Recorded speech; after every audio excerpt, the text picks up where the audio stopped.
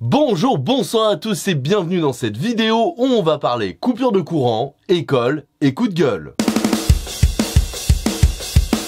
Et pour bien commencer cette vidéo, reparlons du climat de grève qui s'installe dans le pays et leurs possibles conséquences. En effet, ce lundi 16 janvier, la CGT FNME, la Fédération CGT des mines et de l'énergie, a annoncé la possibilité de coupure électrique aux permanences des élus favorables à la réforme des retraites. Une action choc fortement envisagée, mais qui, selon Fabrice Coudour, le secrétaire fédéral de la CGT FNME, n'aura pas besoin d'être appliquée si la colère est majeure dans la rue. Une possible action qui, vous vous en doutez, n'enchante pas vraiment le gouvernement. Emmanuel Macron parlant d'irresponsabilité et faisant la distinction entre les bons et les mauvais grévistes, ou encore Aurore Berger, la présidente des députés Renaissance, affirmant que les menaces et intimidations dont fait preuve la CGT n'ont pas leur place en démocratie. Et je suis totalement d'accord. Ils sont malades les syndicats. Appelés à reconduire la grève du 19 janvier, désorganiser le travail, peser sur l'économie et comble de l'antidémocratie ultime, ils sont prêts à créer des coupures de courant. Et tout ça pour de soi-disant droits, des retraites, de la dignité, bla bla bla, on connaît les gauchos à force, hein. Et en plus, c'est quoi leurs arguments? Qu'à 62 ans, près d'un quart des Français les plus pauvres sont déjà décédés? Qu'une taxe de 2% des personnes les plus fortunées servirait à combler le déficit des retraites? Que la pénibilité du travail, c'est pas la même selon les corps de métier et qu'il faudra le prendre en compte? Ou même juste que, même sans parler du fait de taxer les riches, il existe d'autres solutions qui pourraient être envisagées pour combler le déficit des retraites? Mais c'est du blabla bolchevique ça, et qui ne justifie en rien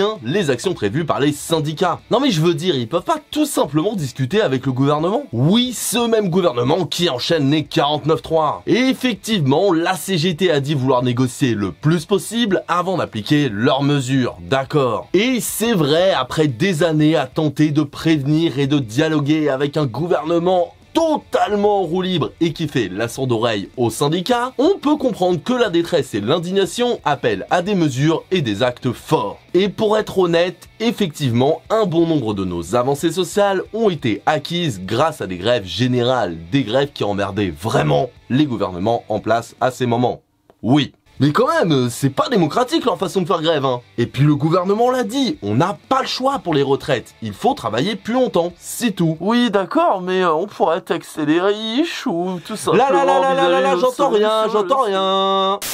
Uniforme scolaire. Et oui, ce 11 janvier, lors d'une interview donnée aux Parisiens, Brigitte Macron, notre très chère première dame, s'est dite favorable à l'uniforme scolaire obligatoire à l'école. Une prise de position qu'elle justifie par le fait d'en avoir elle-même porté un à l'école et l'ayant très bien vécu. Avançant aussi comme argument la simplicité du choix des habits le matin, une simplicité rendant donc l'habillage beaucoup plus rapide et moins prise de tête, ainsi qu'une uniformisation entre toutes les classes sociales, freinant donc la course aux marques, aux produits de luxe et empêchant le jugement de valeur des élèves sur tel ou tel habit. Une prise d'opposition que ne partage pas Pape Ndiaye, le ministre de l'Éducation, qui a affirmé ne pas vouloir imposer l'uniforme à l'échelle nationale tout en précisant que tel ou tel établissement pouvait le faire selon son bon vouloir. Une déclaration de la première dame qui a fait grand bruit et dont beaucoup voient un cadeau pour le Rassemblement national. Car oui, le parti de Marine Le Pen avait déjà présenté une proposition de loi à l'Assemblée visant à rendre l'uniforme obligatoire dans les écoles et collèges publics. Une proposition rejetée. Et alors là,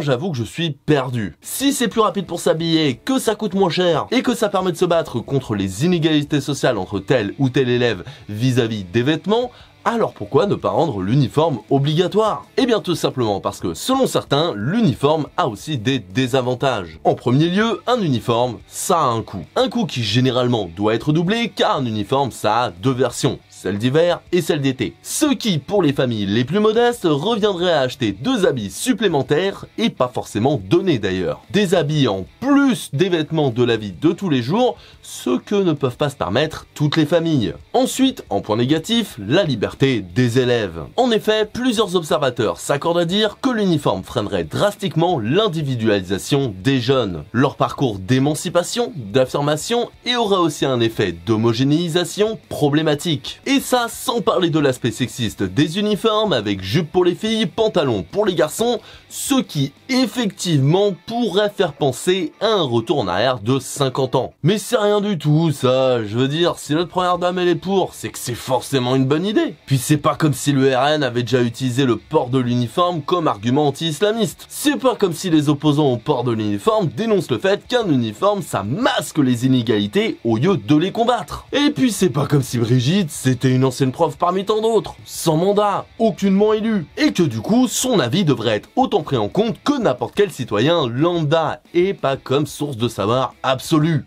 Non, c'est pas ça. Bien sûr que non. En tout cas, qu'on soit d'accord avec ou pas, c'est bien qu'on parle du sujet de l'uniforme à l'école. Ça, c'est un sujet important. Primordial même. Non mais je veux dire, c'est pas comme si un gamin de 13 ans venait de mourir pour cause d'harcèlement scolaire et d'homophobie. Car oui, ce samedi 9 janvier, une tragédie a eu lieu. Lucas, 13 ans, a mis fin à ses jours après avoir subi de violentes vagues de harcèlement concernant son homosexualité. Une nouvelle qui a bien évidemment et à raison choqué une grande partie de la classe politique, dont Valérie Pécresse et Éric Ciotti, apportant leur soutien à la famille de Lucas et dénonçant les problèmes de harcèlement et d'homophobie en milieu scolaire. Une très noble décision, mais qu'il aurait quand même été plus si les deux n'avaient pas été des soutiens de la manif pour tous et anti-mariage gay.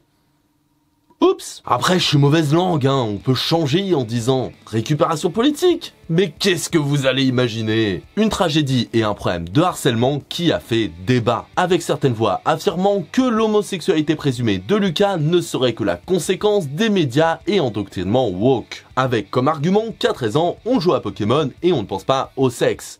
Et oui, c'est de très bon goût pour la famille des victimes tout ça, effectivement. Et c'est vrai, je veux dire, personne ne se pose de questions sur sa sexualité à 13 ans. Personne n'a jamais vu de film avec des couples, principalement hétéros, mais passons, à 13 ans, évidemment. Personne, jamais, au grand jamais, n'a eu l'idée de se tripoter à 13 ans, bien sûr. Bien évidemment. Bien évidemment. Bien évidemment. Et c'est pas non plus comme si on pouvait parler de sexualité sans parler de sexe. Et ça que ce soit à 13 ans ou plus tard d'ailleurs. Je veux dire, c'est pas comme si dès la maternelle, les gens ils veulent se trouver une amoureuse ou un amoureux. Et puis ça, c'est du sexe évidemment, hein, tout le monde le sait. Mais non, enfin, c'est les woke le problème. C'est pas du tout comme s'il y avait des manques de moyens, des formations, etc. qui devraient être mis en place contre le harcèlement et l'homophobie. Ça peut pas être ça. En tout cas, c'est vrai, ce drame pourrait être un déclencheur qui permettrait de faire prendre conscience au ministère de l'Éducation qu'il faudrait revoir les bases et les priorités en ce qui concerne le harcèlement et l'homophobie. Non, restons sur l'uniforme, c'est plus simple et plus important. Et pour finir, revenons une fois de plus sur notre Cyril national. Et oui, ce lundi 16 janvier, le présentateur de Touche pas à mon poste a encore fait parler de lui en s'attaquant au service public de l'audiovisuel. En effet, le défenseur professionnel de Bolloré a exprimé son indignation concernant les 4 milliards de budget alloués au service public de l'audiovisuel français et appelant à la privatisation. 4 milliards. Vous voulez dire que l'audiovisuel public nous coûte 4 milliards? Mais c'est un scandale! Il a raison, Hanouna! Avec cet argent, on pourrait financer des écoles, des hôpitaux, etc.